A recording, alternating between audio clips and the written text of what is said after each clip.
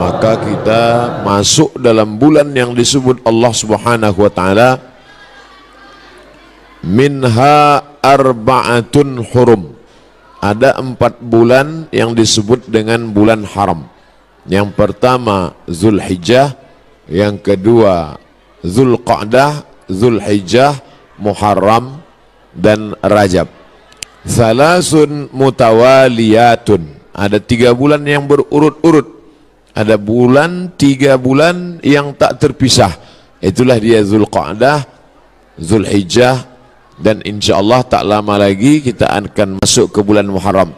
Sedangkan yang 1 bulan ini ma baina Jumada wa Sya'ban, terletak di antara bulan Jumadil Akhir dan bulan Sya'ban, yaitu disebut dengan bulan Rajab.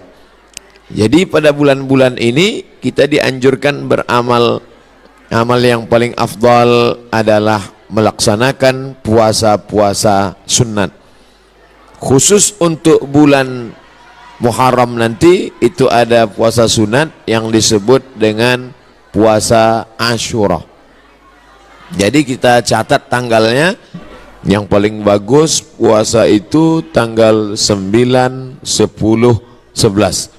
Kalau tidak sanggup 3 hari, karena kata Nabi SAW, jangan sama puasanya dengan puasa Bani Israel. Khaliful Yahud, bedakan puasa kamu dengan puasa orang Yahudi. Orang Yahudi itu puasanya cuma tanggal 10 saja. Maka supaya kita beda dengan Yahudi, puasa 9, 10, 11. Kalau tak sanggup 9, 10, 11, pilih 2 hari saja, 9, 10. Nah, ketika Nabi sampai ke kota Al-Madinah Al-Munawwarah, Nabi melihat orang-orang Yahudi di Madinah itu puasa. Di Madinah ada 3 orang Yahudi. Yahudi Bani Nadir, Yahudi Bani Quraizah, Yahudi Qainuqa. Mereka tak makan, tak minum pada hari itu. Nabi bertanya, "Ma hadza?" Hari apa ini? Mereka menjawab, "Hadza yaumun salihun." Ini hari yang baik. Najjallahu fihi Musa wa aghraqa fihi Fir'aun. Hari ini Allah menyelamatkan Nabi Musa dan menggelamkan Fir'aun laknatullah alaih. Maka kemudian mereka bersyukur kepada Allah dengan melaksanakan puasa pada tanggal 10 karena Allah sudah menyelamatkan Musa alaihi salam dan menenggelamkan Fir'aun. Maka Nabi Muhammad SAW berkata, "Nahnu ahaqqu bi Musa minhum." Kami lebih berhak terhadap Nabi Musa daripada mereka. Maka Nabi pun melaksanakan, memerintahkan fa'amara bi siyamihi. Nabi memerintahkan puasa. Jadi tentang puasa Ashura ini tidak ada ikhtilaf antara ulama tentang disyariatkannya berdasarkan hadis-hadis yang sahih tuntunan Nabi Muhammad sallallahu alaihi wasallam. Oleh sebab itu kita yang berbadan sehat, khususnya bagi perempuan yang banyak punya hutang puasa kemarin, dengan berpuasa di Ashura 9, 10, 11, dia sudah bisa mengqadha, mengganti 3 hari puasa yang tinggal. Karena perempuan yang kemarin tinggal puasanya di bulan Syawal, di bulan Muharram, di bulan Ramadan, itu bisa diganti bulan Syawal sebanyak 6 hari. Orang yang berpuasa 6 hari di bulan Syawal otomatis dapat pahala puasa sunat walaupun niatnya qadha. Begitu kata Imam Abu Zakaria Al-Ansari dari kalangan mazhab Syafi'i yang disebutkan dalam kitab Fatawa Al-Azhar oleh Syekh Atiyah Saqar. Niatnya niat qadha saja, tidak niat sunat. Karena kalau niat sunat qadha tak dapat. Tapi kalau niat qadha maka otomatis pahala puasa sunatnya dapat. Begitu juga dengan orang yang puasa Senin Kamis, niat qadha dia hari Senin, maka qadhanya lunas dan pahala Senin dapat. Niat qadha dia hari Kamis, pahala qadhanya dapat dan otomatis dapat pahala puasa sunat. Begitu juga dengan nanti 3 hari di bulan Ashura, di bulan Muharram itu 9, 10, 11, Niatnya niat qada. Nawaitu sauma qada'in. Saya berniat puasa qada mengganti yang Ramadan tinggal kemarin. Apakah karena haid, maaf cakap, atau karena menyusukan anak, atau karena mengandung anak, atau karena baru melahirkan karena nifas, maka mesti diganti. Cara yang paling efektif adalah sekali dayung 2-3 pulau terlampaui. Walaupun ini masalah perempuan, tapi laki-laki mesti tahu, karena semua laki-laki punya istri, punya anak perempuan, punya kakak perempuan, punya adik perempuan. Inilah perlunya fiqhul mar'ah, fikih perempuan. Dengan melaksanakan puasa, badan sehat. Karena ternyata makanan yang kita makan itu banyak bakteri racun di dalamnya. Kenapa padi kita bisa tumbuh tak ada dimakan wereng? Karena ternyata disemprot dengan pestisida. Kenapa buah apel yang kita makan itu tidak berulat? Karena ternyata ulat tak mau memakan apel karena ada pestisida. Bahkan ikan asin yang kita makan pun itu kena formalin. Makanya tak dikerubungi lalat. Lalat pun tak mau. Kita aja yang mau makan ikan asin itu. Oleh sebab itu orang yang pandai ditengoknya mana ikan asin yang tak dikerubungi lalat, tak dia beli. Walaupun nampaknya segar. Begitu juga dengan ikan. Dulu kita tahu ikan cuma di es saja. Sekarang ikan disiram, direndam pakai formalin. Akhirnya kita memakan racun. Maka muncullah ada kanker darah, kanker tulang, kanker cancer, kata orang barat. Tak ada obatnya sampai sekarang. Ternyata penyakit-penyakit ini bisa hilang dengan menerapkan namanya terapi fasting. Fasting artinya menahan makan. Orang barat tak tahu puasa. Mereka tetap makan buah, makan ringan, minum air putih, tapi mereka tak makan dari pagi sampai siang sampai malam. Ternyata kalau kita tidak makan, maka badan kita memakan diri kita sendiri. Itulah racun-racun hilang di dalam badan kalau orang menerapkan terapi fasting tak makan ini selama 8 hari dalam sebulan. Subhanallah, Masya Allah, ini belum lahir Nabi, belum lahir lagi orang yang menemukan penyakit ini, sudah diajarkan oleh Nabi Muhammad SAW. 8 hari tak makan dalam sebulan, Senin Kamis, Senin Kamis, Senin Kamis, dan Senin Kamis. Maka siapa yang melaksanakan puasa Senin Kamis, tapi yang lebih bagus lagi adalah lebih banyak daripada Senin Kamis. Karena kalau Senin Kamis cuma 8 saja, tapi yang lebih banyak daripada itu adalah 15 hari. Ahabbus shaum ilallah shaumi Daud. Puasa yang paling disukai Allah adalah puasa Nabi Daud alaihi salam. Yasumu yauman, puasa hari ini, makan besok. Puasa hari ini, makan besok. Adapun saya menyampaikan tentang puasa ini karena kebetulan kita di hari baik, bulan baik. Bukan berarti saya sedang puasa, tidak. Jadi jangan nanti ketika diajak makan, Ustadz itu cuma pandai ceramah aja itu.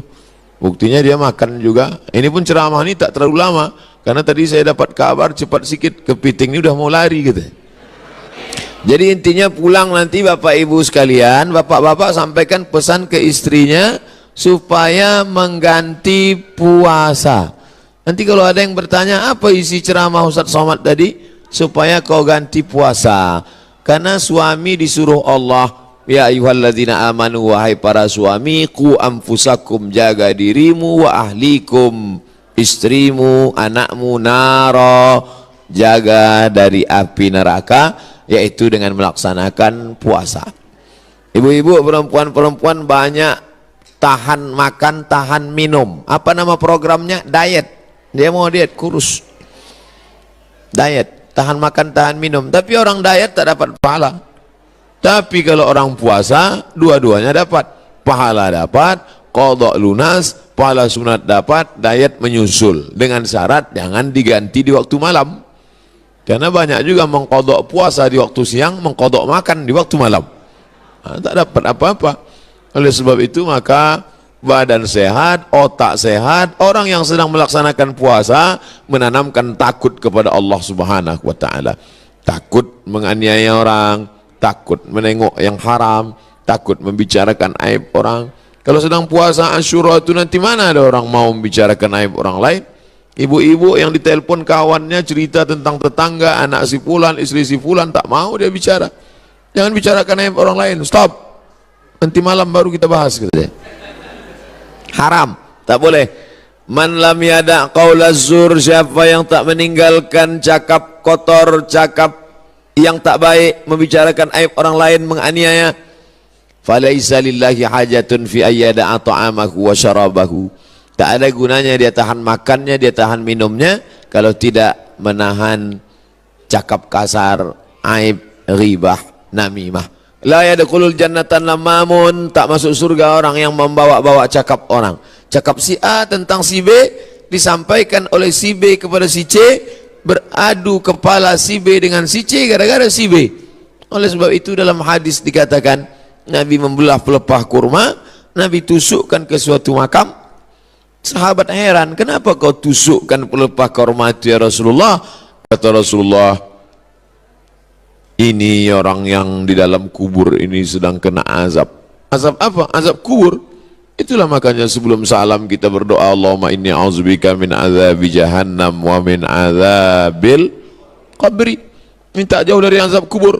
Kenapa dia di azab kubur ya Rasulullah? Ada dua dosa dia.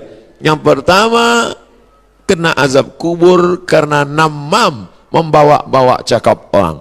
Oleh sebab itu kalau lidah ini terpancing mau bicara aib orang lain, stop, diisi dengan zikir, tasbih, tahmid, takbir, tahlil. Tasbih, subhanallah. Tahmid, alhamdulillah. Takbir, Allahu akbar. Tahlil, la ilaha illallah. Kalimatani, dua kalimat. Khafifatani ala lisan, ringan di lidah. Thaqilatani fil mizan, berat pada timbangan hari kiamat. Habibatani ila rahman, disukai Allah. Subhanallah bihamdihi subhanallahil azim. Subhanallah bihamdihi subhanallahil azim. Subhanallah bihamdihi subhanallahil azim. Jadi yang paling bagus diisi pada bulan haram ini, Dzulqa'dah, Dzulhijjah, Muharram, ini adalah puasa sunat. Kata Nabi kepada Jibril, apa itu wahai Jibril? Kata Jibril, itulah dunia. Dunia sudah tua, tapi dia tetap juga ingin menampakkan dirinya muda. Dunia ini sudah tua, tak lama lagi akan hancur binasa. Idza sama'um fatarat, langit terbelah. Wa idzal kawakibun tasarat, planet-planet akan hancur berkeping. Wa idzal biharu fujirat, lautan akan meletup naik ke darat, hancur semuanya. Wa idzal quburu bu'athirat, dan kubur akan dibangkitkan, semua yang ada di dalam tanah ini akan bangkit. Alimat nafsum ma qaddamat wa akharat. Akhir zaman, kalau ada akhir tentu ada awal. Ada setengah kelompok mengatakan dunia ini tiada berawal, tiada berakhir. Kata dia dunia ini qadim, sama seperti Allah Subhanahu wa taala. Kalaulah dunia ini qadim, tentu ada dua yang qadim, ada dua yang kekal abadi. Maka orang yang mengatakan alam ini kekal, tiada berawal, tiada berakhir, dia sudah syirik. Syirik maknanya mengatakan ada dua yang qadim. Allah tiada berawal, tiada berakhir, dunia tiada berawal, tiada berakhir. Siapa yang mengatakan alam ini tiada berawal, tiada berakhir, maka dia syirik. Orang yang syirik maka tidak diterima amalnya. La in asyrakta, kalau engkau syirik, la yahbatanna amaluka. Kalau engkau syirik maka seluruh amalmu akan gugur, tak bernilai di hadapan Allah Subhanahu wa taala. Ini yang menjadi tajuk kita subuh ini. Sama-sama percaya bahwa dunia akan berakhir. Yahudi mengatakan dunia akan berakhir, akan kiamat. Nasrani mengatakan dunia pun akan berakhir, hancur, akan kiamat. Bagaimana dengan Islam? Mahwal iman. Apa itu iman wahai Muhammad sallallahu alaihi wasallam? Antu'mina billah, percaya kepada Allah, wa malaikatihi, percaya kepada malaikat, wa kutubihi, percaya kepada kitab-kitab, wa rusulihi, percaya kepada rasul-rasul, wal yaumil akhir, percaya bahwa dunia ini akan berakhir. Wa tu'mina billah wa tu'mina bil qadri khairihi wa syarrihi, engkau percaya kepada takdir baik dan takdir buruk. 6. Siapa yang tidak percaya kepada rukun iman yang 6, maka dia tidak lagi diakui sebagai umat Muhammad sallallahu alaihi wasallam. Fitnah akhir zaman. Saya nak menjelaskan tajuk kita subuh ini. Fitnah, terjadi banyaknya siksa-siksa. Akhir zaman, di ujung zaman, menunjukkan dulu ada awal zaman, sekarang ada akhir zaman. Ada awal masa dunia, kita sekarang sudah berada di ujung dunia. Manakala Nabi Muhammad SAW Isra dan Mi'raj, dia melihat dalam perjalanan Isra Mi'raj itu ada seorang perempuan tua yang sedang bersolek. Jadi perempuan tua bersolek ini sudah nampak Nabi sejak masa Isra Mi'raj lagi. Jadi jangan terkejut bila sekarang nampak ada orang tua bersolek. Dah lama dah. Kata Nabi kepada Jibril, apa itu wahai Jibril? Kata Jibril, itulah dunia. Dunia sudah tua, tapi dia tetap juga ingin menampakkan dirinya muda. Dunia ini sudah tua, tak lama lagi akan hancur binasa. Idza sama'um fatarat, langit terbelah. Wa idzal kawakibun tasarat, planet-planet akan hancur berkeping. Wa idzal biharu fujirat, lautan akan meletup naik ke darat, hancur semuanya. Wa idzal quburu bu'athirat, dan kubur akan dibangkitkan. Semua yang ada di dalam tanah ini akan bangkit. Alimat nafsum ma qaddamat wa akharat. Kenapa tanah ini tidak bergulung? Kenapa tanah ini tidak bergoncang? Kenapa kulit tanah ini tetap stabil? Sebab ada pakunya.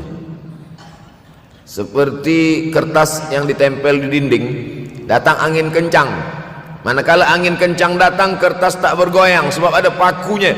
Apa paku tanah ini? Surah An-Naba juzuk 30. Wal jibala autada, kami jadikan bukit-bukit, gunung-gunung sebagai autada, pasaknya. Kalau kita membuat kemah, ada tiang, tiang ini bergoncang. Bagaimana supaya tiang ini tidak bergoncang? Pasang pasak-pasak di tepi tiang. Pasak dunia ini adalah bukit-bukit. Kalau kita menengok ada bukit, maka sebenarnya sepertiganya saja yang ada di atas. Bukit yang besar di atas itu sepertiga, 2/3 bukit terhunjam, tertanam ke dalam tanah. Wal jibala autada.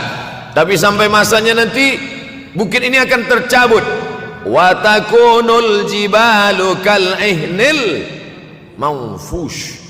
Wa takunul jibal, bukit-bukit kal ihni, seperti bulu kambing. Manfush, bulu kambing yang dihembus angin. Hebatnya ayat-ayat Al-Quran itu, Allah memilih kata-kata sesuai dengan keadaan. Sembayang malam berat, nak jaga tidur malam berat. Kata berat bangun malam itu mengucapkannya pun berat. Wa minal laili fatahajjad, tahajjad berat. Sebagaimana beratnya jaga tengah malam, begitu Allah pilihkan kata yang berat, tahajjud berat. Wa takunul jibalu kal'inil manfush. Wa takunul jibal, bukit-bukit, gunung-gunung yang besar, yang berapi, kal jibal, kal ihni, seperti bulu kambing. Manfush. Nun berjumpa dengan fa, fa mengeluarkan angin, shin pun menghembuskan angin. Ambil bulu kambing, letakkan di tapak tangan, kal ainil manfush. Sebagaimana terbangnya bulu kambing dari tapak yang dihembus angin, begitulah gunung-gunung akan tercabut. Kalau gunung-gunung yang besar, gunung yang dari batu, gunung yang berapi, yang mengeluarkan lahar, itu tercabut dari tanah seperti bulu kambing dihembus angin, bagaimana agaknya kita nanti? Tak tahu entah macam mana. Macam butiran debu-debu, macam butiran tepung yang dihembus angin kencang. Wataran nasa sukara, selepas gunung-gunung itu tercabut lalu tanah ini bergoncang, kau lihat manusia macam mabuk. Wataran nasa sukara, kau pandang manusia macam mabuk. Wa mahum bisukara, mereka tidak mabuk. Mereka berjalan bergoncang bukan kerana mabuk, walakin azaballahi syadid, kerana azab Allah itu amat sangat kuat. Oleh sebab itu dianjurkan membaca tafsir juzuk 30. Syekh Muhammad Abduh, tafsir Al-Munir, tafsir Al-Manar yang ditulis oleh muridnya, dia bagi tazkirah saja, dia tak ada menulis, tapi kemudian muridnya Rashid Ridha menulis, itulah dia tafsir Al-Manar. Dia tidak memulai tafsir dari juzuk 1 Al-Baqarah, tapi dia mulakan juzuk 30. Sebab apa? Sebab mengkaji juzuk 30, amma yatasaalun 'anil naba'il 'azim alladhi hum fi mukhtalifun kalla saya'lamun, bercerita tentang hari kiamat. Orang kalau sudah bercerita tentang hari kiamat, datang rasa takut, datang rasa cemas, datang rasa khawatir, kita akan mati, dunia akan binasa, apa yang akan kita bawa? Selepas dia mengkaji juzuk 30, datanglah semangatnya, khusyuklah dia solat, datang semangatnya beribadah, datang hilang rasa cinta harta, dia akan berwakaf, berinfak, bersedekah. Maka fitnah akhir zaman ini perlu dikaji selalu supaya kita mendatangkan khusyuk dalam hati, takut dalam hati, ridha menerima keputusan Allah Subhanahu wa taala. Fitnah akhir zaman. Hadis yang saya pilih diambil dari kitab Sahih Al-Bukhari. Pendek saja, Sahih Al-Bukhari, tapi sebenarnya judul kitab ini panjang. Al-Jami' As-Sahih Al-Musnad Al-Mukhtasar min umuri Rasulullah SAW wa sunanihi wa ayyami. 7. Disebut dia Al-Jami' kerana dia mencakup 3 aspek: akidah, ibadah, akhlak. Al-Musnad kerana hadis-hadisnya bersanad dari Imam Al-Bukhari sampai ke Nabi Muhammad SAW, ada silsilah. Al-Mukhtasar kerana dia ringkasan, 7.275 hadis sahaja, padahal hadis Nabi banyak, maka dia ringkaskan, dia kecilkan menjadi 7.275 hadis. Min umuri Rasulullah, semua perkara-perkara Rasulullah, wa sunanihi, kebiasaan-kebiasaan Rasulullah, wa ayyami, hari-hari kehidupan Rasulullah SAW. Disebut Sahih Al-Bukhari. Bukhari bukan nama orang, Bukhari nama kampung, Bukhara, Uzbekistan sekarang. Nama dia Muhammad bin Ismail bin Ibrahim bin Al-Mughirah bin Bardizbah Al-Bukhari. Bardizbah datuk dia yang kelima mu'alaf masuk Islam, Majusi, penyembah api, dari Persia, Iran sekarang.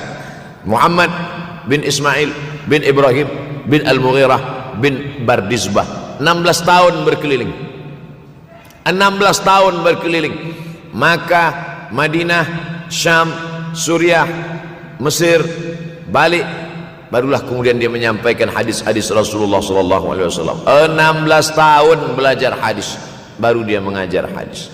Kita sekarang 16 kali masuk, itu pun ada 2-3 kali tak datang sebab jam.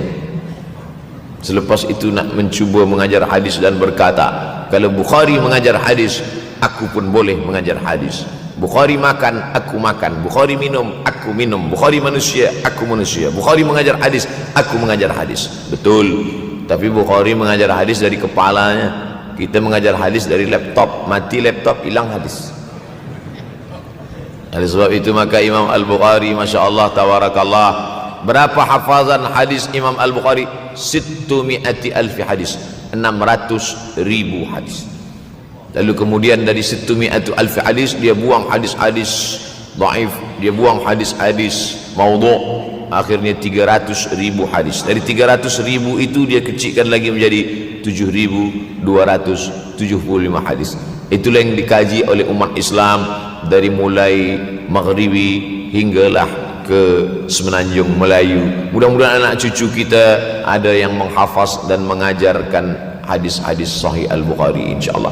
Diambil dari kita, diambil dari bab zuhurul fitan. Zuhur, muncul, tampak, datang. Fitan, jamak dari kata fitnah. Fitnah 1, 2 fitnatan, 3 fitan. Diriwayatkan dari as-sahabi al-jalil, sahabat yang mulia bernama Abdurrahman, ayahnya Sakhar, kampungnya Dus. Nama lengkapnya Abdurrahman bin Sakhar ad-Dusi. Kerana selalu membawa kucing dipanggil Abu Hurairah. Nabi memanggil dia, ya Abahir, wahai bapa kucing. Ya Abahir, wahai engkau orang yang selalu membawa kucing. Hatinya lembut, tak sampai hati dia menengok ada kucing tak makan, dia bagi makan. Abu Hurairah radhiyallahu anhu. Apa kata Abu Hurairah radhiyallahu anhu? Aku mendengar Nabi SAW bersabda, di antara tanda-tanda dekatnya hari kiamat itu adalah, dalam hadis ini ada 5. Yang pertama, yataqarabuz zaman. Zaman, masa, waktu makin pendek, makin singkat, makin tak terasa. Dulu nampak budak-budak, sekarang sudah jadi mak budak-budak. Dulu nampaknya lama zaman masa ini, sekarang cepat saja. Dari pagi ke petang, petang ke pagi, pagi ke petang, petang ke pagi. Bahkan sekarang ada pula orang yang tak tahu petang, tak tahu pagi. Pagi tidur, petang tidur.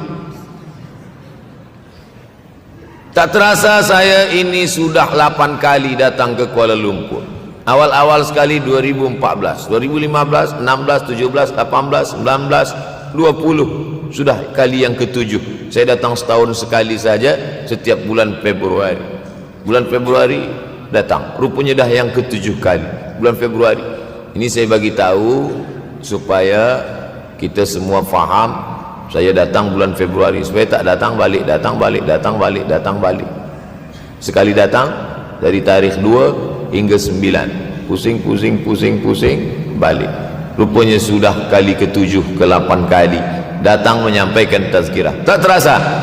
Dulu saya datang kemari belajar di UKM tahun 2003. Sekarang sudah 2020, 17 tahun. Tak terasa. Ya taqarabuz zaman. Tanda-tanda kiamat, fitnah akhir zaman sudah dekat adalah ya taqarabuz zaman, kata Nabi SAW. Waktu tak terasa. Tak terasa. Tak terasa dah engkau dah datang aja. Tak terasa waktu begitu cepat engkau sudah datang saja nak menagih hutang, kata. Orang berhutang ni pun rupanya tak terasa juga orang datang. Yang memberi pinjaman pula terasa lama betul. Apakah beza antara 5 minit dulu dengan 5 minit sekarang? Sama. Apakah beza antara 24 hours, 24 jam dulu dengan 24 jam zaman Nabi dengan 24 jam zaman sekarang? Sama. Tak ada beza. Mataharinya sama, bulannya sama, buminya sama. Yang berkeliling mengelilingi matahari sama. Apa yang membuat berbeza? Apa yang membuat zaman itu ya taqarabuz zaman? Ada hal-hal yang membuat kita sibuk. Dulu tak ada google.com, dulu tak ada Facebook, dulu tak ada Twitter, dulu tak ada BBM, dulu tak ada Instagram. Sekarang waktu habis. Bila kita tanya orang mana yang lebih lama, 5 minit atau 50 menit, semuanya sepakat mengatakan 50 menit lama, 5 menit kejap. Saya tanya 2 kali, pelajar-pelajar, penuntut-penuntut, mana yang lebih lama, 5 menit atau 50 menit? Semuanya berkata 50 menit lebih lama daripada 5 menit. Lepas tu saya balik, mana yang lebih lama? 5 menit menunggu azan maghrib bulan puasa, 50 menit status FB, Instagram. Oh, lebih lama 5 minit menunggu azan maghrib. 5 minit menunggu azan maghrib bulan puasa macam-macam mati jam. 50 menit hilang waktu tak terasa.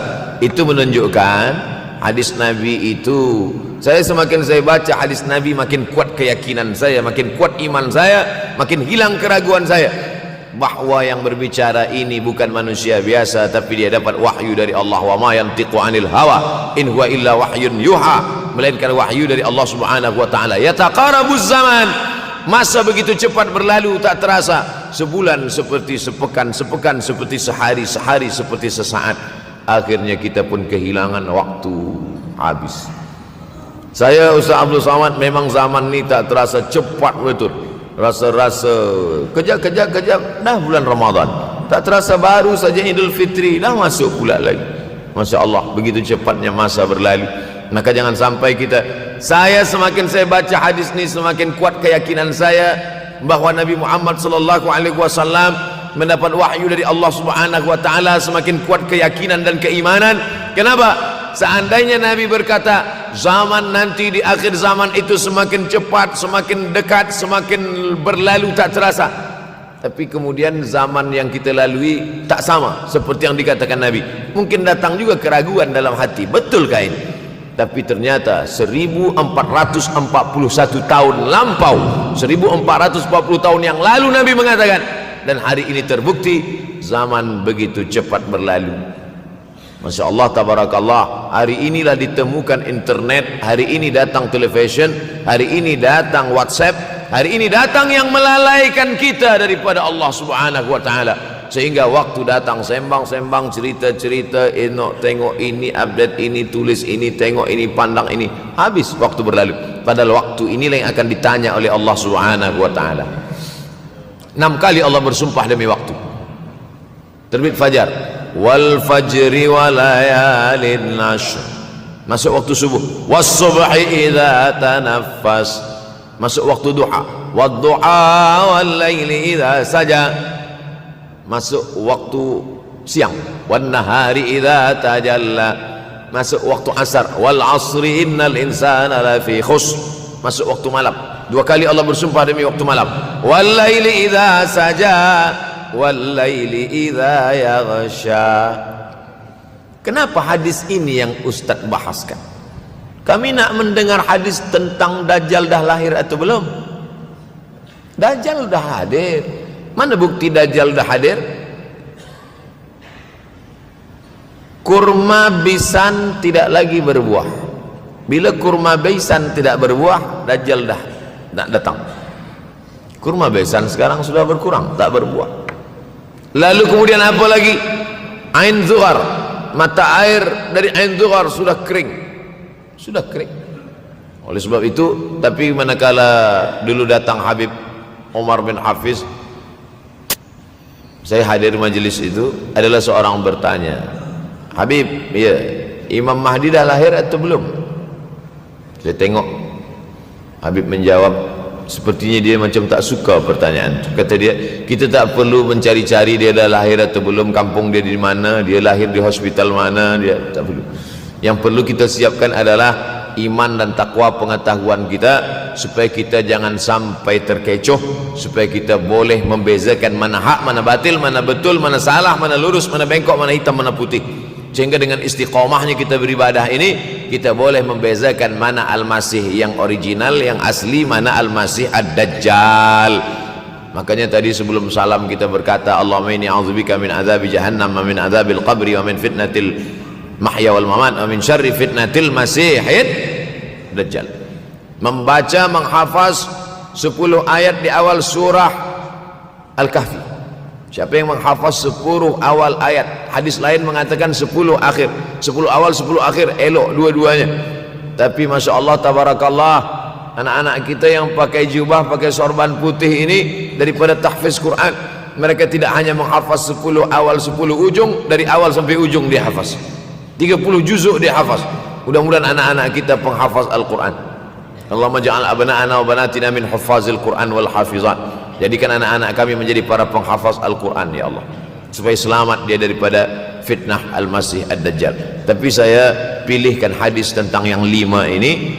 Dengan 5 ini kalau kita amalkan, insya Allah Allah akan selamatkan kita dari fitnah akhir zaman ini. Yang pertama, manfaatkan waktu, kerana waktu di akhir zaman ini yataqarabuz zaman, kerana waktu semakin dekat tak terasa, hilang berlalu. Maka isilah waktu ini dengan ibadah. Jangan sampai ada waktu yang kosong. Duduk sejenak kosong, berselawat, Allahumma salli ala sayyidina Muhammad wa ala ali sayyidina Muhammad, Allahumma salli ala sayyidina Muhammad wa ala ali sayyidina Muhammad. Sempat-sempatkan ambil wuduk, solat duha walau 2 rakaat. Sempat-sempatkan sebelum tidur malam solat witir 3 rakaat, supaya tidur kita sentiasa dalam wuduk, dan kita sempat solat witir. Andai mati kita malam itu, insyaallah mati dalam keadaan husnul khatimah. Usolli sunnatal witri 3 rakaatin lillahi ta'ala. Nanti malam jaga, tidak witir lagi, hanya tahajud saja. Sempat-sempatkan solat tahajud. Elok amat sangat baik solat wuduk 2 rakaat. Usolli sunnatal wuduk rakaatain lillahi ta'ala. Selepas solat wuduk, solat sunat taubat. Usolli sunnatat taubat rakaatain lillahi ta'ala. Selepas solat sunat taubat, solat sunat hajat. Usolli sunnatal hajat. Selepas itu barulah solat sunat tahajud 8 rakaat. Nak tambah lagi 10, 12, 14, elok, tak salah, karena dia tiada batasan. Adakah sahabat Nabi yang melakukan ini? Ada. Qatadah bin Nu'man, dari selepas Isya sampai azan subuh. Imam Ahmad bin Ambal, dari selepas Isya sampai azan subuh. Bahkan mereka menghatamkan Al-Quran dalam tahajud mereka. Maka bahkan ada imam yang disebut dengan As-Sajjad, kerana banyak sujud kepada Allah Subhanahu wa ta'ala. Kerana akhir zaman ini godaan begitu besar. Dulu orang tengah malam tahajud, jam 2 malam, jam 3 malam dia bangun, kerana dia membaca hadis sab'atun yudhilluhumullah, ada 7 golongan yang mendapatkan naungan Allah, yauma la dhilla illa dhilluh, hari itu tak ada naungan kecuali naungan Allah. Rajulun, ada seseorang, zakarallah, dia berzikir mengingat Allah, khalian, di tengah malam tak ada manusia, fafadat ainahu, menetes air matanya.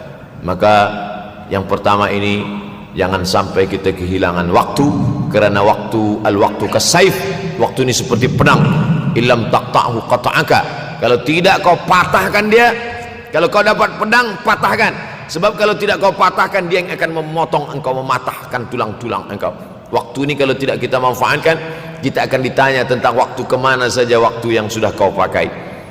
Inna sam'a, pendengaran, wal basar, penglihatan, wal fuad, hati, kullu ulaika kana anhu mas'ula. Semua akan disoal, semua akan diminta tanggung jawab di hadapan Allah. Kemana waktu yang sudah aku bagi dulu engkau pakai?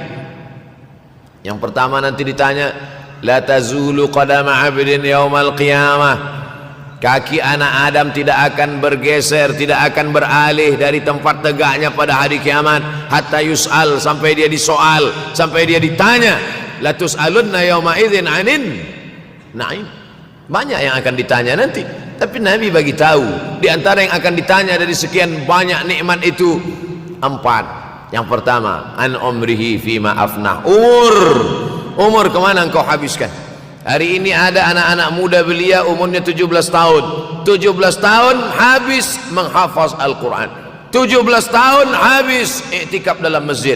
17 tahun habis berzikir, berjubah, bersorban, mengabdikan ilmu, berkhidmat kepada ulama. 17 tahun habis. Tapi ada pula yang dibalik, 71 tahun habis. Rumah, office, kopi, rumah, office, kopi, rumah, office, kopi, batuk, mati, habis. Apa yang dapat kita bawa menghadap Allah SWT? Yang pertama, yataqarabuz zaman. Yang kedua adalah wa yanqusul ilmu. Ilmu semakin berkurang.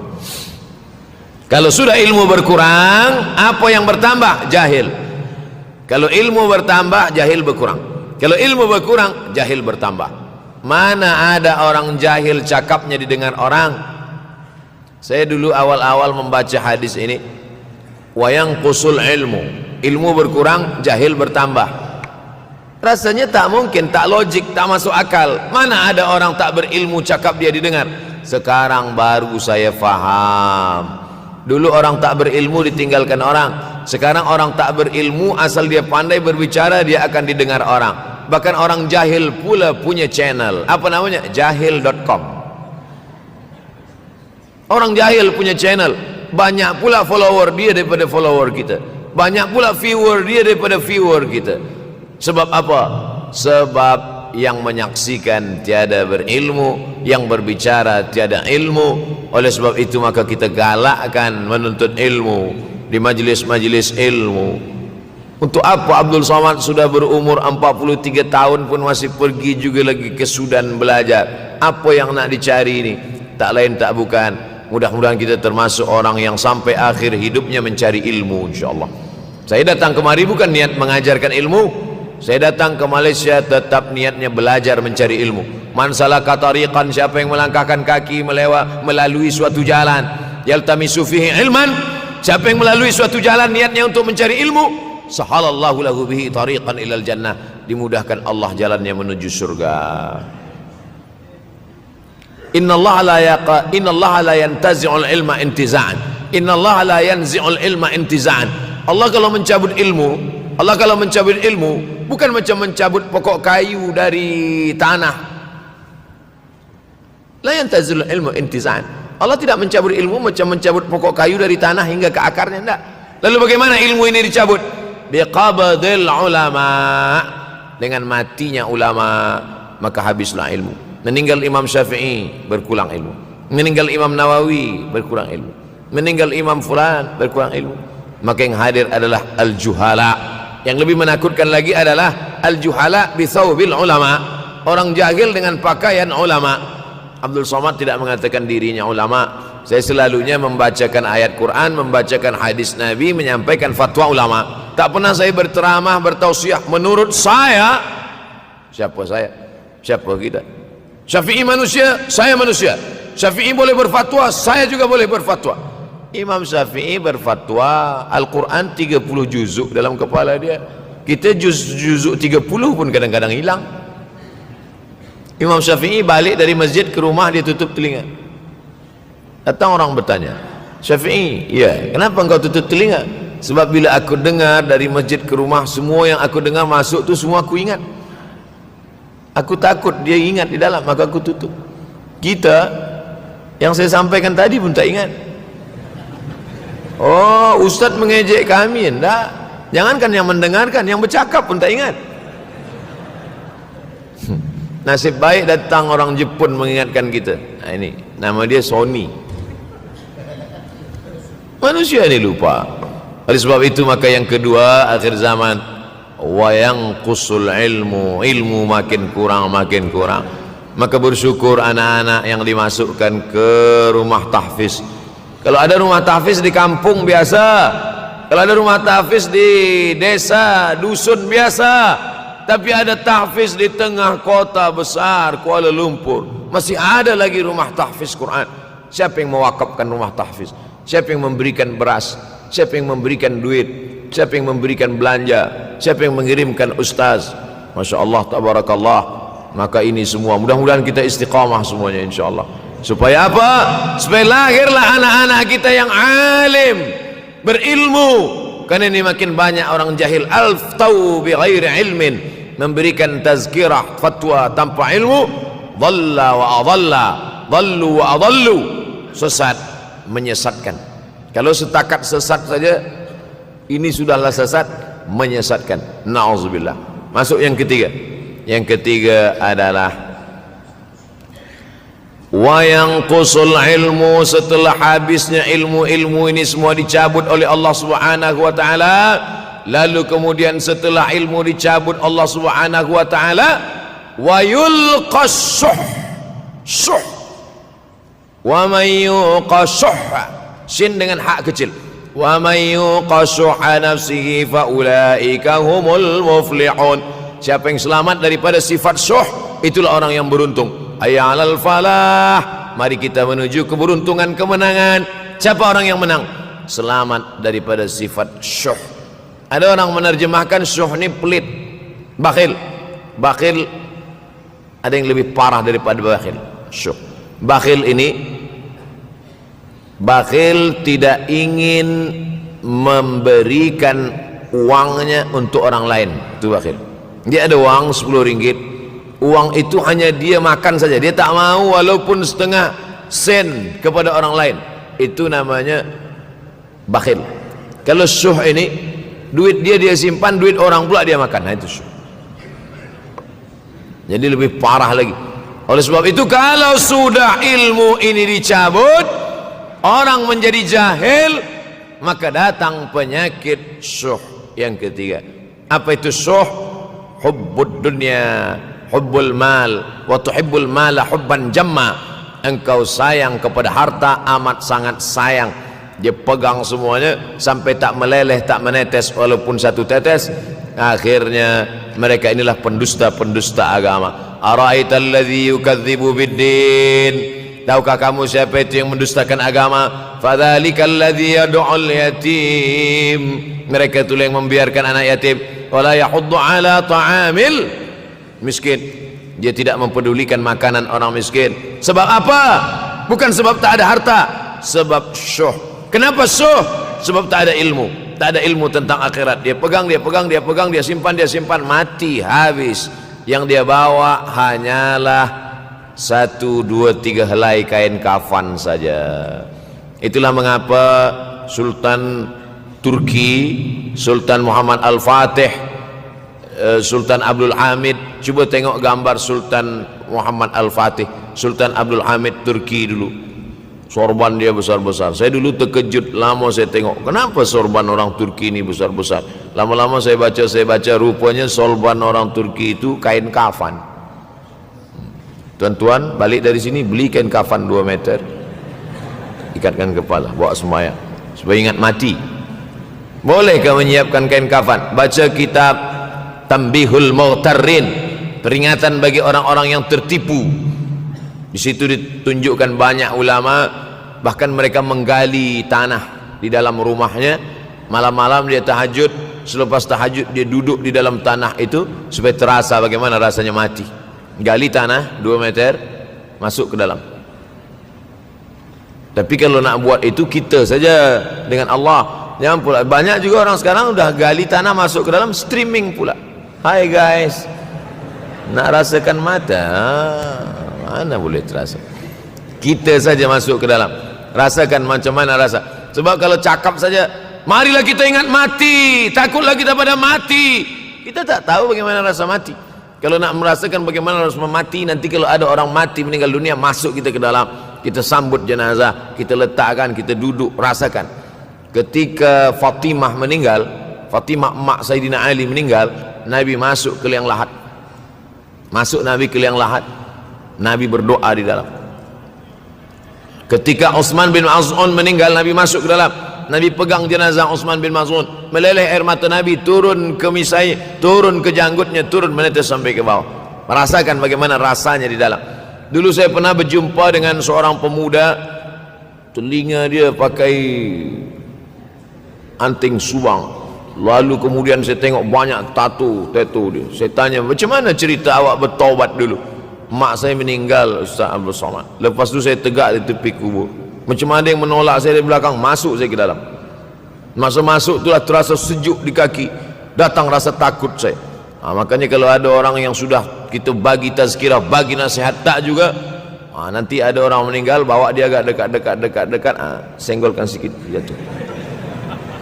Gitu caranya supaya kita terasa mati ini, supaya apa? Hilangkan penyakit syuh, cinta harta, takut mati, dan membuat kita menjadi bakhil, pelit. Na'udzubillah. Yang keempat, wa tazharul fitan. Ini yang terkait dengan tajuk kita yang keempat. Wa tazharul fitan. Banyaklah fitnah, siksa.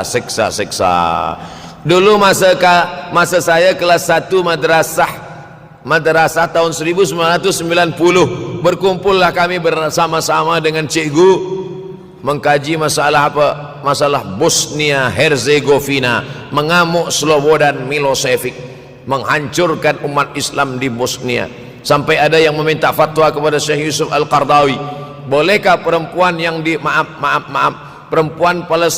perempuan Bosnia yang dirogol tentara Serbia hamil, bolehkah dia menggugurkan anaknya? Kata Syekh Yusuf Qardawi, tak boleh. Maka dia biarkan saja anak itu lahir dan dia tidak dianggap berdosa karena ini sudah takdir Allah SWT. Bagaimana mereka dibunuh? Maka makin banyaklah selepas Bosnia datang pula yang terjadi di Rohingya, di Uighur. Umat Islam berkumpullah presiden-presiden negeri Islam di Kuala Lumpur. Erdogan datang, kumpul semuanya membahas bagaimana nak menolong Muslim Uighur. Rupanya umat Islam pun tak sanggup nak menolong. Apa yang boleh dilakukan di Uighur? Berdoalah umat Islam. Rupanya Allah kalau mau menolong mudah saja. Mudah saja Allah menolong. Tidak datang rudal skat, tidak datang tentera, tidak datang senjata. Cukup datang corona, selesai. Allah Subhanahu wa taala, wa makaru wa makarallah. Mereka membuat tipu daya, Allah balas dengan tipu daya yang lain. In tansurullah, kalau kau tolong, ittaqu da'watal mazlum, takutlah kamu terhadap doa orang-orang yang teraniaya. Fa innahu laisa bainahu wa bainallahi hijab, karena di antara dia dengan Allah tak ada hijab sama sekali. Wa yakthurul wa tazharul fitan, banyaklah fitnah. Yang terakhir, yang kelima, wa yakthurul haraj. Wa yakthurul haraj, banyak terjadi haraj, kata Nabi. Sahabat pun bertanya, ya Rasulullah, wa mal haraj? Apa haraj itu ya Rasulullah? Kata Nabi SAW, al haraj al qatlu. Nanti di akhir zaman itu akan banyak pembunuhan. Dulu pun banyak juga pembunuhan, tapi tak banyak sekarang. Pembunuhan di Palestin sampai sekarang tak berakhir. Pembunuhan Rohingya tak berakhir. Pembunuhan di Uighur, pembunuhan. Dulu imam-imam masjid, imam salat tarawih dulu di Masjidil Haram, Allahumma ansuril Islam wal muslimina fi Palestin. Dulu satu aja. Selepas itu bertambah, Allahumma ansuril Islam wal muslimina fi Palestin wa Suriah Selepas itu bertambah lagi, Allahumma ansuril Islam wal muslimina fi Palestin wa Suriah wal Yaman.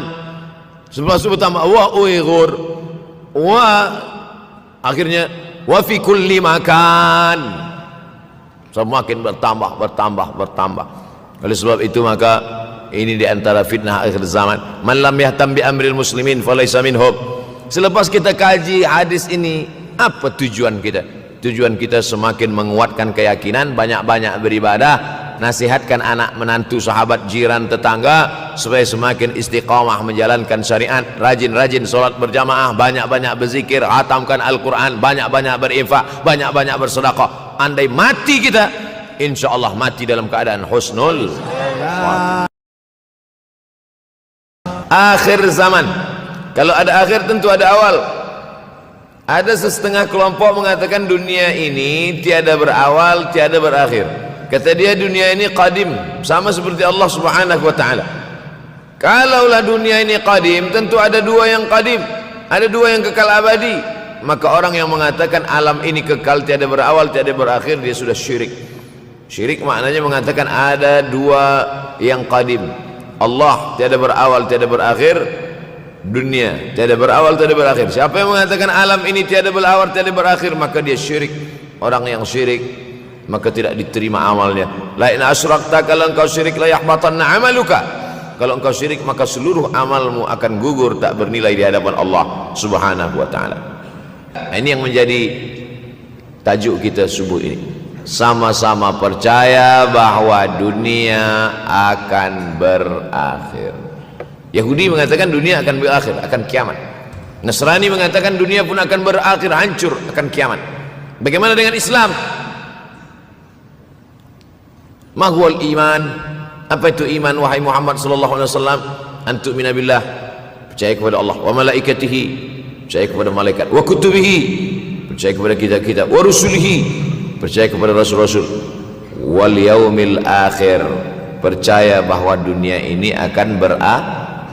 Wa tu'mina billah wa tu'mina bil qadri khairihi wa syarrihi, engkau percaya kepada takdir baik dan takdir buruk. 6. Siapa yang tidak percaya kepada rukun iman yang 6, maka dia tidak lagi diakui sebagai umat Muhammad sallallahu alaihi wasallam. Fitnah akhir zaman. Saya nak menjelaskan tajuk kita subuh ini. Fitnah, terjadi banyaknya siksa-siksa. Akhir zaman, di ujung zaman. Menunjukkan dulu ada awal zaman, sekarang ada akhir zaman. Ada awal masa dunia, kita sekarang sudah berada di ujung dunia. Manakala Nabi Muhammad SAW Isra dan Mi'raj, dia melihat dalam perjalanan Isra Mi'raj itu ada seorang perempuan tua yang sedang bersolek. Jadi perempuan tua bersolek ini sudah nampak Nabi sejak masa Isra Mi'raj lagi. Jadi jangan terkejut bila sekarang nampak ada orang tua bersolek. Dah lama dah. Kata Nabi kepada Jibril, apa itu wahai Jibril? Kata Jibril, itulah dunia. Dunia sudah tua, tapi dia tetap juga ingin menampakkan dirinya muda. Dunia ini sudah tua, tak lama lagi akan hancur binasa.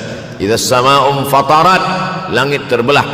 Wa idzal kawakibun tasarat, planet-planet akan hancur berkeping. Wa idzal biharu fujirat, lautan akan meletup naik ke darat, hancur semuanya. Wa idzal quburu bu'athirat, dan kubur akan dibangkitkan. Semua yang ada di dalam tanah ini akan bangkit. Alimat nafsum ma qaddamat wa akharat. Kenapa tanah ini tidak bergulung? Kenapa tanah ini tidak bergoncang? Kenapa kulit tanah ini tetap stabil? Sebab ada pakunya. Seperti kertas yang ditempel di dinding, datang angin kencang, manakala angin kencang datang, kertas tak bergoyang sebab ada pakunya. Apa paku tanah ini? Surah An-Naba juzuk 30. Wal jibala autada, kami jadikan bukit-bukit, gunung-gunung sebagai autada, pasaknya. Kalau kita membuat kemah, ada tiang, tiang ini bergoncang. Bagaimana supaya tiang ini tidak bergoncang? Pasang pasak-pasak di tepi tiang. Pasak dunia ini adalah bukit-bukit. Kalau kita menengok ada bukit, maka sebenarnya sepertiganya saja yang ada di atas. Bukit yang besar di atas itu sepertiga, 2/3 bukit terhunjam, tertanam ke dalam tanah. wal jibala autada. Tapi sampai masanya nanti bukit ini akan tercabut. Wa takunul jibalu kal ihnil manfush. Wa takunul jibal, bukit-bukit kal ihni, seperti bulu kambing. Manfush, bulu kambing yang dihembus angin. Hebatnya ayat-ayat Al-Quran itu, Allah memilih kata-kata sesuai dengan keadaan. Sembayang malam berat, nak jaga tidur malam berat. Kata berat bangun malam itu mengucapkannya pun berat. Wa minal laili fatahajjad, tahajjud berat. Sebagaimana beratnya jaga tengah malam, begitu Allah pilihkan kata yang berat, tahajjud berat. Wa takunul jibalu kal ainil manfush. Wa takunul jibal, bukit-bukit, gunung-gunung yang besar, yang berapi, kal jibal, kal ihni, seperti bulu kambing. Manfush, nun berjumpa dengan fa mengeluarkan angin, shin pun menghembuskan angin. Ambil bulu kambing, letakkan di tapak tangan, kal ainil manfush, sebagaimana terbangnya bulu kambing dari tapak yang dihembus angin, begitulah gunung-gunung akan tercabut. Kalau gunung-gunung yang besar, gunung yang dari batu, gunung yang berapi, yang mengeluarkan lahar, itu tercabut dari tanah seperti bulu kambing dihembus angin, bagaimana agaknya kita nanti? Tak tahu entah macam mana. Macam butiran debu-debu, macam butiran tepung yang dihembus angin kencang. Wataran nasa sukara, selepas gunung-gunung itu tercabut lalu tanah ini bergoncang, kau lihat manusia macam mabuk. Wataran nasa sukara, kau pandang manusia macam mabuk. Wa mahum bisukara, mereka tidak mabuk. Mereka berjalan bergoncang bukan kerana mabuk, walakin azaballahi syadid, kerana azab Allah itu amat sangat kuat. Oleh sebab itu dianjurkan membaca tafsir juzuk 30. Syekh Muhammad Abduh, tafsir Al-Munir, tafsir Al-Manar, yang ditulis oleh muridnya. Dia bagi tazkirah saja, dia tak ada menulis, tapi kemudian muridnya Rashid Ridha menulis, itulah dia tafsir Al-Manar. Dia tidak memulai tafsir dari juzuk 1 Al-Baqarah, tapi dia mulakan juzuk 30. Sebab apa? Sebab mengkaji juzuk 30, amma yatasaalun 'anil naba'il 'azim alladhi hum fi mukhtalifun kalla saya'lamun, bercerita tentang hari kiamat. Orang kalau sudah bercerita tentang hari kiamat, datang rasa takut, datang rasa cemas, datang rasa khawatir, kita akan mati, dunia akan binasa, apa yang akan kita bawa? Selepas dia mengkaji juzuk 30, datanglah semangatnya, khusyuklah dia solat, datang semangatnya beribadah, datang hilang rasa cinta harta, dia akan berwakaf, berinfak, bersedekah. Maka fitnah akhir zaman ini perlu dikaji selalu supaya kita mendatangkan khusyuk dalam hati, takut dalam hati, ridha menerima keputusan Allah Subhanahu wa taala. Fitnah akhir zaman. Hadis yang saya pilih diambil dari kitab Sahih Al-Bukhari. Pendek saja, Sahih Al-Bukhari, tapi sebenarnya judul kitab ini panjang. Al-Jami' As-Sahih Al-Musnad Al-Mukhtasar min umuri Rasulullah SAW wa sunanihi wa ayyami. 7. Disebut dia Al-Jami' kerana dia mencakup 3 aspek: akidah, ibadah, akhlak. Al-Musnad kerana hadis-hadisnya bersanad dari Imam Al-Bukhari sampai ke Nabi Muhammad SAW, ada silsilah. Al-Mukhtasar kerana dia ringkasan, 7.275 hadis sahaja, padahal hadis Nabi banyak, maka dia ringkaskan, dia kecilkan menjadi 7.275 hadis. Min umuri Rasulullah, semua perkara-perkara Rasulullah, wa sunanihi, kebiasaan-kebiasaan Rasulullah, wa ayyami, hari-hari kehidupan Rasulullah SAW. Disebut Sahih Al-Bukhari. Bukhari bukan nama orang, Bukhari nama kampung, Bukhara, Uzbekistan sekarang.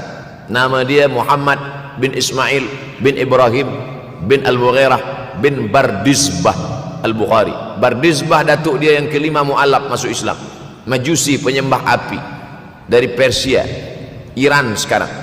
Muhammad bin Ismail bin Ibrahim bin Al-Mughirah bin Bardizbah. 16 tahun berkeliling, 16 tahun berkeliling Makkah, Madinah, Syam, Suriah, Mesir, balik, barulah kemudian dia menyampaikan hadis-hadis Rasulullah SAW. 16 tahun belajar hadis, baru dia mengajar hadis. Kita sekarang 16 kali masuk, itu pun ada 2-3 kali tak datang sebab jam. Selepas itu nak mencuba mengajar hadis dan berkata, kalau Bukhari mengajar hadis, aku pun boleh mengajar hadis. Bukhari makan, aku makan. Bukhari minum, aku minum. Bukhari manusia, aku manusia. Bukhari mengajar hadis, aku mengajar hadis. Betul, tapi Bukhari mengajar hadis dari kepalanya, kita mengajar hadis dari laptop. Mati laptop, hilang hadis.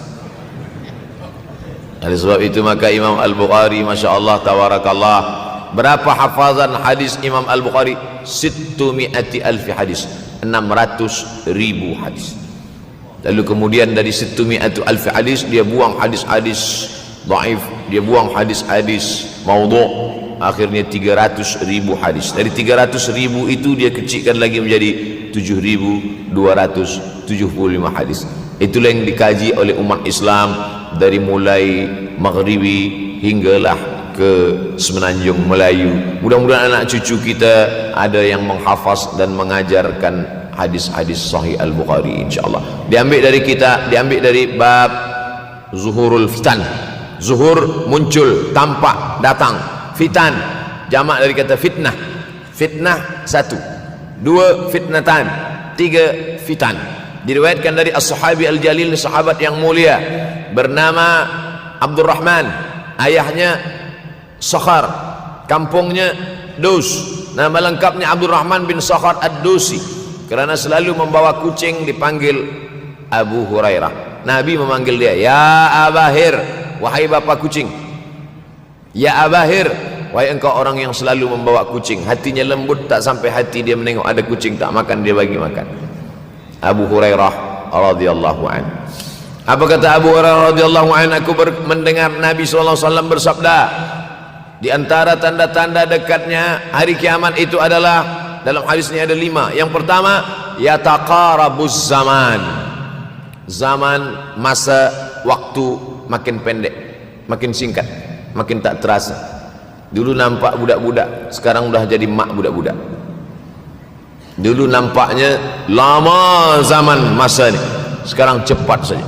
Dari pagi ke petang, petang ke pagi, pagi ke petang, petang ke pagi. Bahkan sekarang ada pula orang yang tak tahu petang, tak tahu pagi. Pagi tidur, petang tidur.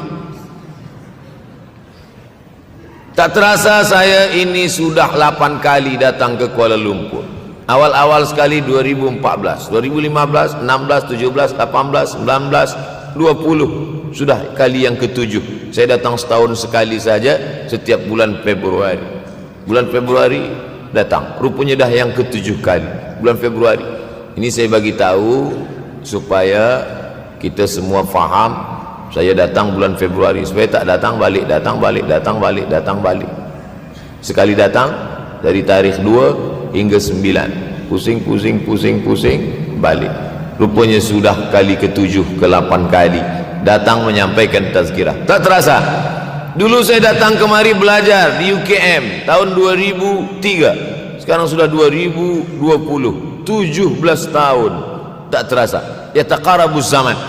Tanda-tanda kiamat, fitnah akhir zaman sudah dekat adalah yataqarabuz zaman, kata Nabi SAW. Waktu tak terasa. Tak terasa. Tak terasa dah engkau dah datang aja. Tak terasa waktu begitu cepat, engkau sudah datang saja nak menagih hutang, kata. Orang berhutang ni pun rupanya tak terasa juga orang datang. Yang memberi pinjaman pula terasa lama betul. Apakah beza antara 5 minit dulu dengan 5 minit sekarang? Sama. Apakah beza antara 24 hours, 24 jam dulu dengan 24 jam zaman Nabi dengan 24 jam zaman sekarang? Sama. Tak ada beza. Mataharinya sama, bulannya sama, buminya sama. Yang berkeliling mengelilingi matahari sama. Apa yang membuat berbeza? Apa yang membuat zaman itu yataqarabuz zaman? Ada hal-hal yang membuat kita sibuk. Dulu tak ada google.com, dulu tak ada Facebook, dulu tak ada Twitter, dulu tak ada BBM, dulu tak ada Instagram. Sekarang waktu habis. Bila kita tanya orang mana yang lebih lama, 5 minit atau 50 menit, semuanya sepakat mengatakan 50 menit lama, 5 menit kejam. Saya tanya 2 kali, pelajar-pelajar, penuntut-penuntut, mana yang lebih lama, 5 menit atau 50 menit? Semuanya berkata 50 menit lebih lama daripada 5 menit. Lepas tu saya balik, mana yang lebih lama? 5 menit menunggu azan maghrib bulan puasa, 50 menit status FB, Instagram. Oh, lebih lama 5 minit menunggu azan maghrib. 5 minit menunggu azan maghrib bulan puasa macam-macam mati jam. 50 menit hilang waktu tak terasa. Itu menunjukkan hadis Nabi itu, saya semakin saya baca hadis Nabi makin kuat keyakinan saya, makin kuat iman saya, makin hilang keraguan saya bahwa yang berbicara ini bukan manusia biasa, tapi dia dapat wahyu dari Allah. Wa ma yantiqu anil hawa in huwa illa wahyun yuha, melainkan wahyu dari Allah Subhanahu wa taala. Yataqarabuz zaman, masa begitu cepat berlalu tak terasa. Sebulan seperti sepekan, sepekan seperti sehari, sehari seperti sesaat. Akhirnya kita pun kehilangan waktu, habis. Saya Ustaz Abdul Samad, memang zaman ni tak terasa, cepat betul. Rasa-rasa kejap-kejap dah bulan Ramadan, tak terasa baru saja Idul Fitri dah masuk pula lagi. Masya Allah, begitu cepatnya masa berlalu. Maka jangan sampai kita, saya semakin saya baca hadis ni semakin kuat keyakinan saya bahwa Nabi Muhammad sallallahu alaihi wasallam mendapat wahyu dari Allah Subhanahu wa taala, semakin kuat keyakinan dan keimanan. Kenapa? Seandainya Nabi berkata zaman nanti di akhir zaman itu semakin cepat, semakin dekat, semakin berlalu tak terasa, tapi kemudian zaman yang kita lalui tak sama seperti yang dikatakan Nabi. Mungkin datang juga keraguan dalam hati, betulkah ini? Tapi ternyata 1441 tahun lampau, 1440 tahun yang lalu Nabi mengatakan, dan hari ini terbukti zaman begitu cepat berlalu. Masya Allah, tabarakallah. Hari inilah ditemukan internet, hari ini datang television, hari ini datang WhatsApp, hari ini datang yang melalaikan kita daripada Allah Subhanahu wa taala. Sehingga waktu datang sembang-sembang, cerita-cerita, tengok ini, update ini, tulis ini, tengok ini, pandang ini, habis waktu berlalu. Padahal waktu inilah yang akan ditanya oleh Allah Subhanahu wa taala. 6 kali Allah bersumpah demi waktu. Terbit fajar, wal fajri wa layalin nashr, masuk waktu subuh. Was subhi idza tanaffas, masuk waktu duha. Wad duha wal laili idza saja, masuk waktu siang. Wan nahari idza tajalla, masuk waktu asar. Wal asri innal insana lafi khusr, masuk waktu malam. 2 kali Allah bersumpah demi waktu malam. Wal laili idza saja wal laili idza yaghsha. Kenapa hadis ini yang Ustaz bahaskan? Kami nak mendengar hadis tentang Dajjal dah lahir atau belum? Dajjal dah hadir. Mana bukti Dajjal dah hadir? Kurma bisan tidak lagi berbuah. Bila kurma bisan tidak berbuah, Dajjal dah nak datang. Kurma bisan sekarang sudah berkurang, tak berbuah. Lalu kemudian apa lagi? Ain Zuhar, mata air dari Ain Zuhar sudah kering, sudah kering. Oleh sebab itu, tapi manakala dulu datang Habib Umar bin Hafiz, saya hadir majelis itu, adalah seorang bertanya, Habib, ya, Imam Mahdi dah lahir atau belum? Saya tengok Habib menjawab, sepertinya dia macam tak suka pertanyaan. Kata dia, kita tak perlu mencari-cari dia dah lahir atau belum, kampung dia di mana, dia lahir di hospital mana, dia tak perlu. Yang perlu kita siapkan adalah iman dan takwa, pengetahuan kita, supaya kita jangan sampai terkecoh, supaya kita boleh membezakan mana hak, mana batil, mana betul, mana salah, mana lurus, mana bengkok, mana hitam, mana putih. Sehingga dengan istiqomahnya kita beribadah ini, kita boleh membezakan mana Al-Masih yang original, yang asli, mana Al-Masih Ad-Dajjal. Makanya tadi sebelum salam kita berkata, Allahumma inni a'udzubika min azabi jahannam wa min azabil qabri wa min fitnatil mahya wal mamat wa min syarri fitnatil masihid Dajjal. Membaca, menghafaz 10 ayat di awal surah Al-Kahfi. Siapa yang menghafaz 10 awal ayat Hadis lain mengatakan 10 akhir, 10 awal 10 akhir, elok dua-duanya. Tapi Masya Allah tabarakallah, anak-anak kita yang pakai jubah, pakai sorban putih ini, daripada tahfiz Quran, mereka tidak hanya menghafaz 10 awal 10 ujung, dari awal sampai ujung dia hafaz 30 juzuk dia hafaz. Mudah-mudahan anak-anak kita penghafaz Al-Quran. Allahumma ja'al abna'ana wa banatina min huffazil Quran wal hafizan. Jadikan anak-anak kami menjadi para penghafaz Al-Quran ya Allah, supaya selamat dia daripada fitnah Al-Masih Ad-Dajjal. Tapi saya pilihkan hadis tentang yang 5 ini. Dengan 5 ini kalau kita amalkan, insya Allah Allah akan selamatkan kita dari fitnah akhir zaman ini. Yang pertama, manfaatkan waktu, kerana waktu di akhir zaman ini yataqarabuz zaman, karena waktu semakin dekat tak terasa hilang berlalu. Maka isilah waktu ini dengan ibadah. Jangan sampai ada waktu yang kosong. Duduk sejenak kosong berselawat, Allahumma salli ala sayyidina Muhammad wa ala ali sayyidina Muhammad, Allahumma salli ala sayyidina Muhammad wa ala ali sayyidina Muhammad. Sempat-sempatkan ambil wuduk, solat duha walau 2 rakaat.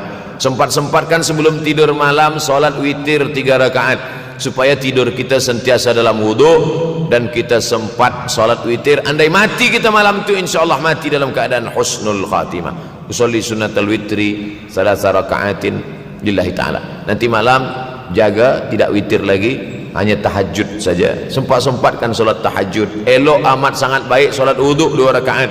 Usolli sunnatal wuduk rakaatain lillahi ta'ala. Selepas solat wuduk solat sunat taubat. Usolli sunatat taubat rakaatain lillahi ta'ala. Selepas solat sunat taubat solat sunat hajat. Usolli sunatal hajat. Selepas itu barulah solat sunat tahajud 8 rakaat. Nak tambah lagi 10, 12, 14 elok, tak salah, karena dia tiada batasan. Adakah sahabat Nabi yang melakukan ini? Ada. Qatadah bin Nu'man dari selepas Isya sampai azan subuh. Imam Ahmad bin Hanbal dari selepas Isya sampai azan subuh. Bahkan mereka menghatamkan Al-Quran dalam tahajud mereka. Maka bahkan ada imam yang disebut dengan As-Sajjad, kerana banyak sujud kepada Allah Subhanahu wa ta'ala. Kerana akhir zaman ini godaan begitu besar. Dulu orang tengah malam tahajud, jam 2 malam, jam 3 malam dia bangun, kerana dia membaca hadis sab'atun yudhilluhumullah.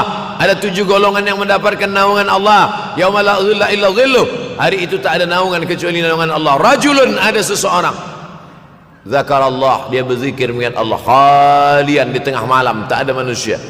Fafadat ainahu, menetes air mata. Maka yang pertama ini, jangan sampai kita kehilangan waktu, kerana waktu, al-waktu kasaif, waktu ini seperti pedang. Illam taqta'hu qata'aka. Kalau tidak kau patahkan dia, kalau kau dapat pedang, patahkan. Sebab kalau tidak kau patahkan, dia yang akan memotong engkau, mematahkan tulang-tulang engkau. Waktu ini kalau tidak kita manfaatkan, kita akan ditanya tentang waktu, kemana saja waktu yang sudah kau pakai. Inna sam'a, pendengaran, wal basar, penglihatan, wal fuad, hati, kullu ulaika kana anhu mas'ula. Semua akan disoal, semua akan diminta tanggung jawab di hadapan Allah. Kemana waktu yang sudah aku bagi dulu engkau pakai? Yang pertama nanti ditanya, la tazulu qadama 'abdin yaumal qiyamah. Kaki anak Adam tidak akan bergeser, tidak akan beralih dari tempat tegaknya pada hari kiamat, hatta yus'al, sampai dia disoal, sampai dia ditanya. La tus'alunna yauma idzin 'anin na'im. Banyak yang akan ditanya nanti, tapi Nabi bagi tahu di antara yang akan ditanya dari sekian banyak nikmat itu 4. Yang pertama, an umrihi fima afnah. Umur kemana engkau habiskan? Hari ini ada anak-anak muda belia umurnya 17 tahun. 17 tahun habis menghafaz Al-Quran. 17 tahun habis iktikaf dalam masjid. 17 tahun habis berzikir, berjubah, bersorban, mengabdikan ilmu, berkhidmat kepada ulama. 17 tahun habis. Tapi ada pula yang dibalik, 71 tahun habis. Rumah, office, kopi, rumah, office, kopi, rumah, office, kopi, batuk, mati, habis. Apa yang dapat kita bawa menghadap Allah SWT? Yang pertama, yataqarabuz zaman. Yang kedua adalah wa yanqusul ilmu semakin berkurang. Kalau sudah ilmu berkurang, apa yang bertambah? Jahil. Kalau ilmu bertambah, jahil berkurang. Kalau ilmu berkurang, jahil bertambah. Mana ada orang jahil cakapnya didengar orang? Saya dulu awal-awal membaca hadis ini, wa yanqusul ilmu, ilmu berkurang, jahil bertambah. Rasanya tak mungkin, tak logik, tak masuk akal. Mana ada orang tak berilmu cakap dia didengar? Sekarang baru saya faham. Dulu orang tak berilmu ditinggalkan orang. Sekarang orang tak berilmu asal dia pandai berbicara, dia akan didengar orang. Bahkan orang jahil pula punya channel. Apa namanya? Jahil.com. Orang jahil punya channel. Banyak pula follower dia daripada follower kita.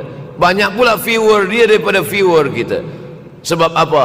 Sebab yang menyaksikan tiada berilmu, yang berbicara tiada ilmu. Oleh sebab itu maka kita galakkan menuntut ilmu di majlis-majlis ilmu.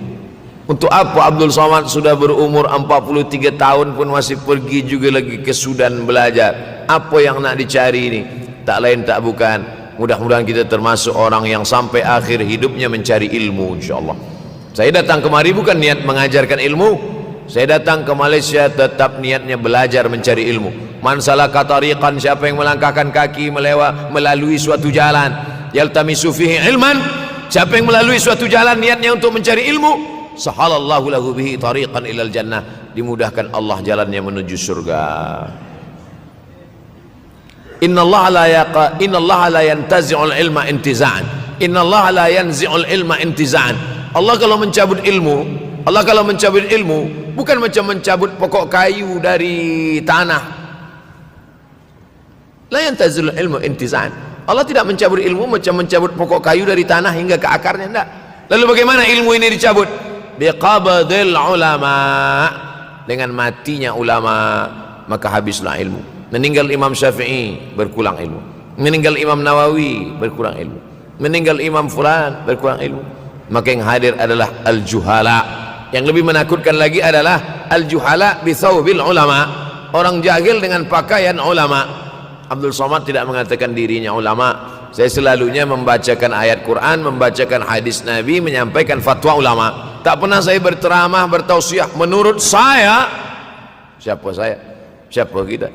Syafi'i manusia, saya manusia. Syafi'i boleh berfatwa, saya juga boleh berfatwa. Imam Syafi'i berfatwa Al-Quran 30 juzuk dalam kepala dia. Kita juzuk 30 pun kadang-kadang hilang. Imam Syafi'i balik dari masjid ke rumah, dia tutup telinga. Datang orang bertanya, Syafi'i, ya, kenapa engkau tutup telinga? Sebab bila aku dengar dari masjid ke rumah, semua yang aku dengar masuk tu semua aku ingat. Aku takut dia ingat di dalam, maka aku tutup. Kita yang saya sampaikan tadi pun tak ingat. Oh, Ustaz mengejek kami? Enggak. Jangankan yang mendengarkan, yang bercakap pun tak ingat. Nasib baik datang orang Jepun mengingatkan kita. Nah, ini nama dia Sony. Manusia ini lupa. Oleh sebab itu maka yang kedua akhir zaman, wa yanqusul ilmu, ilmu makin kurang. Maka bersyukur anak-anak yang dimasukkan ke rumah tahfiz. Kalau ada rumah tahfiz di kampung biasa, kalau ada rumah tahfiz di desa, dusun biasa, tapi ada tahfiz di tengah kota besar Kuala Lumpur, masih ada lagi rumah tahfiz Quran. Siapa yang mewakafkan rumah tahfiz? Siapa yang memberikan beras? Siapa yang memberikan duit? Siapa yang memberikan belanja? Siapa yang mengirimkan ustaz? Masya Allah, tabarakallah. Maka ini semua mudah-mudahan kita istiqamah semuanya insyaAllah. Supaya apa? Supaya lahirlah anak-anak kita yang alim, berilmu. Karena ini makin banyak orang jahil, alftau bi ghairi ilmin, memberikan tazkirah, fatwa tanpa ilmu. Dhalla wa adalla, dhallu wa adallu, sesat, menyesatkan. Kalau setakat sesat saja, ini sudahlah sesat, menyesatkan. Na'udzubillah. Masuk yang ketiga. Yang ketiga adalah wa yanqusul ilmu, setelah habisnya ilmu-ilmu ini semua dicabut oleh Allah Subhanahu wa taala. Lalu kemudian setelah ilmu dicabut Allah Subhanahu wa taala, wa yulqas syuh. Wa may yuqashuh, sin dengan hak kecil. Wa may yuqashuh nafsihi fa ulaika humul muflihun. Siapa yang selamat daripada sifat syuh, itulah orang yang beruntung. Hayya 'alal falah, mari kita menuju keberuntungan, kemenangan. Siapa orang yang menang? selamat daripada sifat syuh. Ada orang menerjemahkan syuh ni pelit, bakhil. Bakhil ada yang lebih parah daripada bakhil. Syuh. Bakhil ini, bakhil tidak ingin memberikan uangnya untuk orang lain. Itu bakhil. Dia ada uang 10 ringgit, uang itu hanya dia makan saja, dia tak mau walaupun setengah sen kepada orang lain. Itu namanya bakhil. Kalau syuh ini, duit dia simpan, duit orang pula dia makan. Nah, itu syuh. Jadi lebih parah lagi. Oleh sebab itu, kalau sudah ilmu ini dicabut, orang menjadi jahil, maka datang penyakit syuh yang ketiga. Apa itu syuh? Hubbud dunya, hubbul mal, wa tuhibbul mala hubban jamma. Engkau sayang kepada harta, amat sangat sayang. Dia pegang semuanya sampai tak meleleh, tak menetes walaupun satu tetes. Akhirnya mereka inilah pendusta-pendusta agama. Ara'aital ladzi yukadzibu biddin. Tahukah kamu siapa itu yang mendustakan agama? Fadzalikal ladzi yad'ul yatim. Mereka itu yang membiarkan anak yatim. Wala yahuddu ala ta'amil miskin. Dia tidak mempedulikan makanan orang miskin. Sebab apa? Bukan sebab tak ada harta, sebab syuh. Kenapa syuh? Sebab tak ada ilmu. Tak ada ilmu tentang akhirat. Dia pegang, dia pegang, dia pegang, dia simpan, mati, habis. Yang dia bawa hanyalah 1, 2, 3 helai kain kafan saja. Itulah mengapa Sultan Turki, Sultan Muhammad Al-Fatih, Sultan Abdul Hamid, coba tengok gambar Sultan Muhammad Al-Fatih, Sultan Abdul Hamid Turki dulu. Sorban dia besar-besar. Saya dulu terkejut, lama saya tengok, kenapa sorban orang Turki ini besar-besar. Lama-lama saya baca, rupanya sorban orang Turki itu kain kafan. Tuan-tuan balik dari sini, beli kain kafan 2 meter, ikatkan kepala, bawa sembahyang supaya ingat mati. Bolehkah menyiapkan kain kafan? Baca kitab Tambihul Mughtarrin, peringatan bagi orang-orang yang tertipu. Di situ ditunjukkan banyak ulama, bahkan mereka menggali tanah di dalam rumahnya. Malam-malam dia tahajud, selepas tahajud dia duduk di dalam tanah itu supaya terasa bagaimana rasanya mati. Gali tanah 2 meter, masuk ke dalam. Tapi kalau nak buat itu kita saja dengan Allah. Jangan pula, banyak juga orang sekarang udah gali tanah masuk ke dalam, streaming pula. Hai guys, nak rasakan mata, mana boleh terasa. Kita saja masuk ke dalam, rasakan macam mana rasa. Sebab kalau cakap saja, marilah kita ingat mati, takutlah kita pada mati, kita tak tahu bagaimana rasa mati. Kalau nak merasakan bagaimana rasa mati, nanti kalau ada orang mati meninggal dunia, masuk kita ke dalam, kita sambut jenazah, kita letakkan, kita duduk, rasakan. Ketika Fatimah meninggal, Fatimah emak Sayyidina Ali meninggal, Nabi masuk ke liang lahat. Masuk Nabi ke liang lahat, Nabi berdoa di dalam. Ketika Utsman bin Maz'un meninggal, Nabi masuk ke dalam, Nabi pegang jenazah Utsman bin Maz'un, meleleh air mata Nabi turun ke misai, turun ke janggutnya, turun menetes sampai ke bawah. Merasakan bagaimana rasanya di dalam. Dulu saya pernah berjumpa dengan seorang pemuda, telinga dia pakai anting subang, lalu kemudian saya tengok banyak tato dia. Saya tanya, macam mana cerita awak bertaubat dulu? Mak saya meninggal, Ustaz Abdul Somad. Lepas tu saya tegak di tepi kubur. Macam ada yang menolak saya dari belakang, masuk saya ke dalam. Masa masuk itulah terasa sejuk di kaki, datang rasa takut saya. Makanya kalau ada orang yang sudah kita bagi tazkirah, bagi nasihat tak juga, nanti ada orang meninggal, bawa dia agak dekat, senggolkan sikit, jatuh. Gitu caranya supaya kita terasa mati ini, supaya apa? Hilangkan penyakit syuh, cinta harta, takut mati, dan membuat kita menjadi bakhil, pelit. Na'udzubillah. Yang keempat, wa tazharul fitan. Ini yang terkait dengan tajuk kita yang keempat. Wa tazharul fitan. Banyaklah fitnah, siksa. Dulu masa saya kelas 1 madrasah tahun 1990, berkumpullah kami bersama-sama dengan cikgu mengkaji masalah apa? masalah Bosnia Herzegovina, mengamuk Slobodan Milosevic, menghancurkan umat Islam di Bosnia. Sampai ada yang meminta fatwa kepada Syekh Yusuf Al-Qardawi, bolehkah perempuan yang perempuan Bosnia yang dirogol tentara Serbia hamil, bolehkah dia menggugurkan anaknya? Kata Syekh Yusuf Qardawi, tak boleh. Maka dia biarkan saja anak itu lahir dan dia tidak dianggap berdosa karena ini sudah takdir Allah Subhanahu wa taala. Bagaimana mereka dibunuh? Maka makin banyaklah selepas Bosnia datang pula yang terjadi di Rohingya, di Uighur. Umat Islam berkumpullah presiden-presiden negeri Islam di Kuala Lumpur. Erdogan datang, kumpul semuanya membahas bagaimana nak menolong Muslim Uighur. Rupanya umat Islam pun tak sanggup nak menolong. Apa yang boleh dilakukan di Uighur? Berdoalah umat Islam. Rupanya Allah kalau mau menolong mudah saja. Mudah saja Allah menolong. Tidak datang rudal skat, tidak datang tentera, tidak datang senjata, cukup datang corona, selesai. Allah Subhanahu wa taala, wa makaru wa makarallah. Mereka membuat tipu daya, Allah balas dengan tipu daya yang lain. In tansurullah, kalau kau tolong, ittaqu da'watal mazlum, takutlah kamu terhadap doa orang-orang yang teraniaya. Fa innahu laisa bainahu wa bainallahi hijab, karena di antara dia dengan Allah tak ada hijab sama sekali. Wa yakthurul wa tazharul fitan, banyaklah fitnah. Yang terakhir, yang kelima, wa yakthurul haraj. Wa yakthurul haraj, banyak terjadi haraj, kata Nabi. Sahabat pun bertanya, ya Rasulullah, wamal haraj, apa haraj itu ya Rasulullah? Kata Nabi SAW, al haraj al qatlu, nanti di akhir zaman itu akan banyak pembunuhan. Dulu pun banyak juga pembunuhan, tapi tak banyak sekarang. Pembunuhan di Palestin sampai sekarang tak berakhir.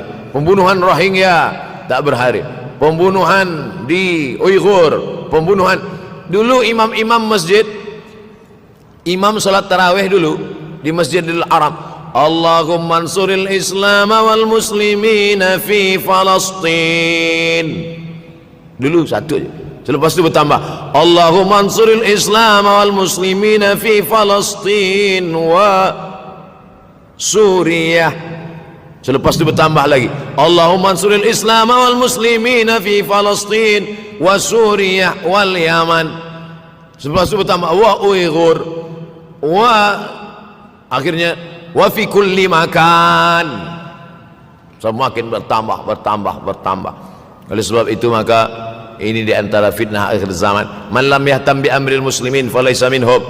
Selepas kita kaji hadis ini, apa tujuan kita? Tujuan kita semakin menguatkan keyakinan, banyak-banyak beribadah, nasihatkan anak menantu, sahabat, jiran, tetangga supaya semakin istiqamah menjalankan syariat, rajin-rajin solat berjamaah, banyak-banyak berzikir, hatamkan Al-Quran, banyak-banyak berinfak, banyak-banyak bersedekah. Andai mati kita, insya Allah mati dalam keadaan husnul akhir zaman. Kalau ada akhir tentu ada awal. Ada setengah kelompok mengatakan dunia ini tiada berawal, tiada berakhir. Kata dia dunia ini qadim, sama seperti Allah Subhanahu wa taala. Kalaulah dunia ini qadim, tentu ada dua yang qadim, ada dua yang kekal abadi. Maka orang yang mengatakan alam ini kekal, tiada berawal, tiada berakhir, dia sudah syirik.